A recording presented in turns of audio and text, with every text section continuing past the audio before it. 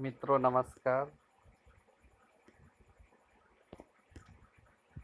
मैं अमित राम केमठ, अतिथि व्याख्याता हिंदी, शासकीय महाविद्यालय लोरमी। आज हम रीतिकाल के ही सर्वश्रेष्ठ कवि और ब्रजभाषी कवि कविवर पद्माकर का जीवन परिचय, रचना, भाषा शैली, साहित्य में स्थान देखेंगे।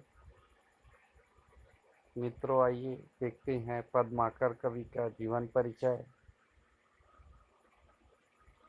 रीतिकाल के ब्रजभाषा कवियों में पद्माकर का एक महत्वपूर्ण स्थान है। वे हिंदी साहित्य के रीतिकालीन कवियों में अंतिम चरण के सुप्रसिद्ध और विशेष सम्मानित कवि थे। मूलतः हिंदी भाषी न होते हुए पद्माकर जैसे आंध्र के अनगिनत तेलंग ब्राह्मणों ने हिंदी और संस्कृत साहित्य की श्रीवृद्धि में जितना योगदान दिया है, वैसा अकादमिक उदाहरण अत्यंत दुर्लभ है। जन्म और कुल परिचय।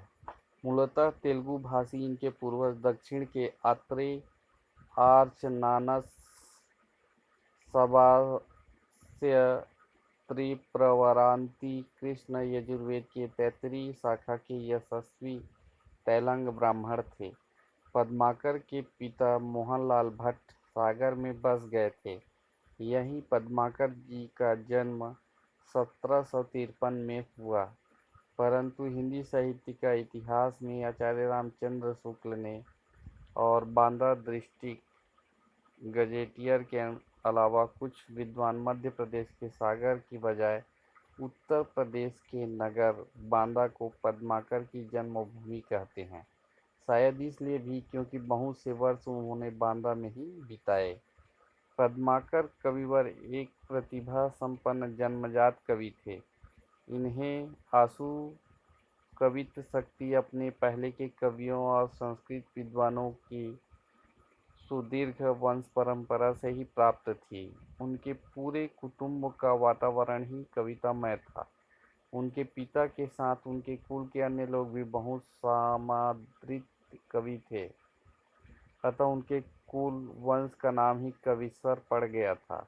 मात्र 9 वर्ष की उम्र में ही पद्माकर उत्कृष्ट कविता लिखने लगे थे। जयपुर नरेश महाराज जगत सिंह को पद्माकर ने अपना परिचय कुछ इस तरह दिया था। भट्ट तेलंगाने को बुंदेलखंड वासी कवि सुजत प्रकाशी पद्माकर सुनामा हो। जोरत छप कवित छप छंद अनेक भांति संस्कृत प्राकृत पढ़ी जु गुण ग्रामा हो।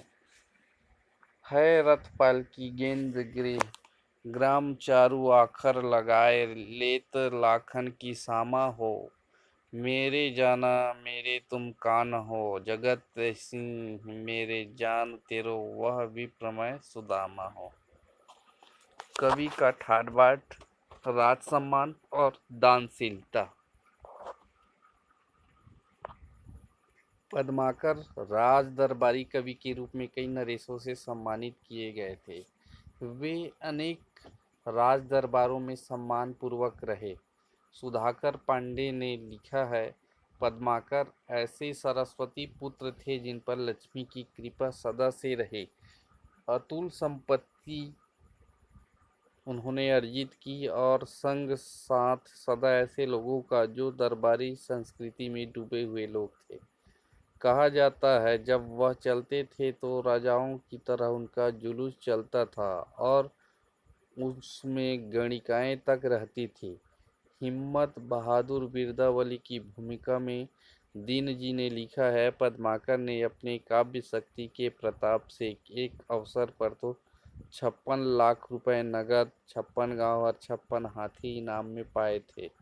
रघुनाथ राव ने पन्ना और जयपुर के रनिवासों में पद्माकर का पर्दा न था। उत्सवों और त्योहारों के अवसर पर राजसी श्रृंगार किए असूर्यपैया कई कमनी कांताओं को उन्होंने नजदीक से देखा था। असूर्यपैया कई कमनी कांताओं को उन्होंने नजदीक से देखा था।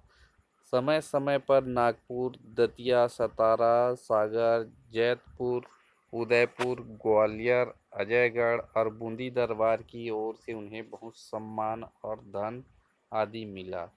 पन्ना महाराज हिंदुपति ने उन्हें 5 गांव जागीर में दिए। जयपुर नरेश सवाई प्रताप सिंह ने एक हाथी, स्वर्ण पदक, जागीर तथा कवि शिरोमणि की उपाधि दी और बाद में जयपुर राजा जगत सिंह ने उन्हें दरबार में धन संपदा और आदर दिया और साथ में कुछ गांवों की जागीर दी। कहते हैं कि पद्माकर अपनी उत्तरावस्था में तो आश्चर्यजनक रूप से इतने धनाढ्य व्यक्ति हो गए थे कि जरूरत पड़ने पर कई राजाओं राजघरानों तक की आर्थिक सहायता स्वयं दरबारी कहे जाने वाले इस महाकवि ने की।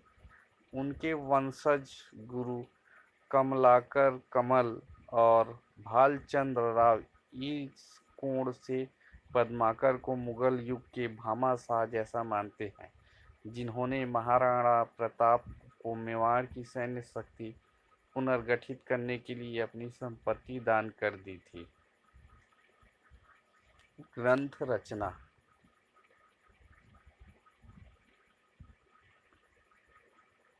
अजयगढ़ की गुसाई अनूपगिरी हिम्मत बहादुर की काव्यात्मक प्रशंसा में उन्होंने हिम्मत बिरुदावली,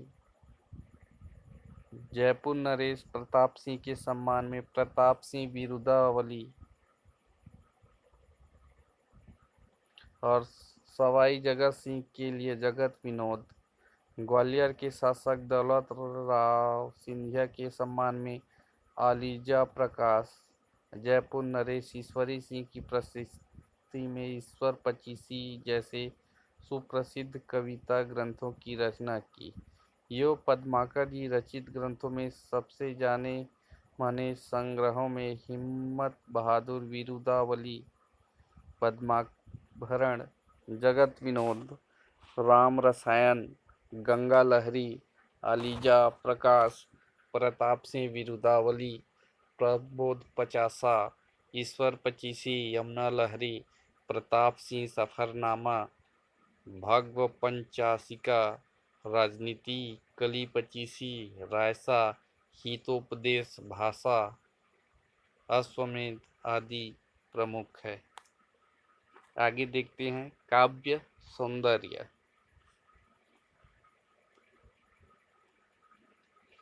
पद्माकर ने सजीव मूर्त विधान करने वाली कल्पना के माध्यम से शौर्य, श्रृंगार, प्रेम, भक्ति, राज दरबार की संपन्नता, गतिविधियों, मेलों, उत्सवों, युद्धों और प्राकृतिक सौंदर्य का मार्मिक चित्रण किया है। जगह जगह लाक्षणिक शब्दों के प्रयोग द्वारा वे सूक्ष्म से सूक्ष्म स्वानुभूतियों को सहज ही मूर्तिमान कर देते हैं। उनके ऋतु वर्णन में भी इसी जीवंतता और चित्रात्मकता के दर्शन होते हैं। उनके आलंकारिक वर्णन का प्रभाव परवर्ती कवियों पर भी सघन रूप से पड़ा। पद्माकर की भाषा सरल, काव्यमय, सुव्यवस्थित और प्रवाहपूर्ण है। अनुप्रास द्वारा ध्वनि चित्र खड़ा करने में वे सिद्धहस्त हैं। काव्य गुणों का पूरा निर्वाह उनके छंदों में हुआ है। छंदानुशासन और काव्य प्रवाह की दृष्टि से दोहा, सवैया और कवित्व पर जैसा असाधारण अधिकार पद्माकर का था, वैसा अन्य किसी मध्यकालीन कवि की रचनाओं में दिखलाई नहीं पड़ता। ब्रज भाषा के अलावा संस्कृत और प्राकृत पर भी पद्माकर का अद्भुत अधिकार था। उनके अप्रकाशित संस्कृत लेखन पर गहन शोध कार्य अपेक्षित है।